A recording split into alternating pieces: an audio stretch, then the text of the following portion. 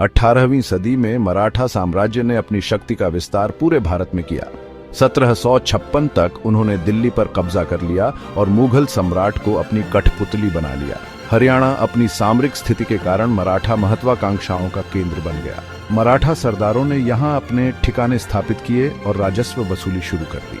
हालांकि मराठा वर्चस्व को अफगान शासक अहमद शाह अब्दाली से चुनौती मिली। अब्दाली ने भारत पर कई आक्रमण किए और दिल्ली की लूटपाट की। 1761 में मराठा सेना सदाशिवराव भाऊ के नेतृत्व में पानीपत के मैदान में अब्दाली से भिड़ गई। यह युद्ध, पानीपत का तीसरा युद्ध, भारतीय इतिहास में एक निर्णायक मोड़ साबित हुआ। पानीपत का तीसरा युद्ध मराठों के लिए एक विनाशकारी हार थी। सदाशिवराव भाऊ मारे गए और मराठा सेना को भारी नुकसान उठाना पड़ा। इस हार ने मराठा शक्ति को गहरा धक्का दिया और उत्तर भारत में उनके विस्तार को रोक दिया। अब्दाली की जीत ने भारत में अफगान शक्ति को पुनर्जीवित किया, लेकिन यह अल्पकालिक साबित हुई।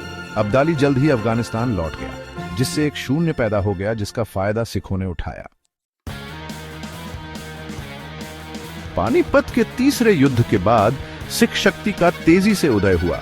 उन्होंने पंजाब और हरियाणा के बड़े हिस्सों पर कब्जा कर लिया। 1764 में सिख सेना ने जैन खां के नेतृत्व में रोहतक के अफगान शासक पर हमला किया।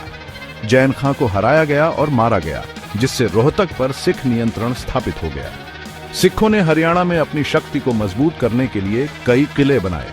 उन्होंने किसानों और व्यापारियों से कर वसूलना शुरू कर दिया, जिससे उन्हें स्थानीय आबादी का समर्थन प्राप्त हुआ। सिख शासन ने हरियाणा में एक नया युग शुरू किया, जो सापेक्ष शांति और समृद्धि का था। हालांकि सिखों को भी आंतरिक कलह और बाहरी चुनौतियों का सामना करना पड़ा।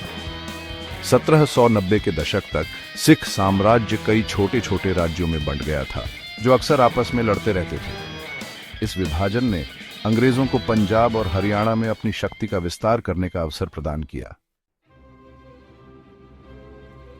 18वीं सदी के अंत में जॉर्ज थॉमस नामक एक आयरिश साहसी भारत आया। उसने विभिन्न भारतीय शासकों के अधीन काम किया और जल्द ही अपनी सैन्य क्षमता और महत्वाकांक्षा के लिए जाना जाने लगा। 1797 में थॉमस ने हांसी और हिसार के क्षेत्रों पर कब्जा कर लिया।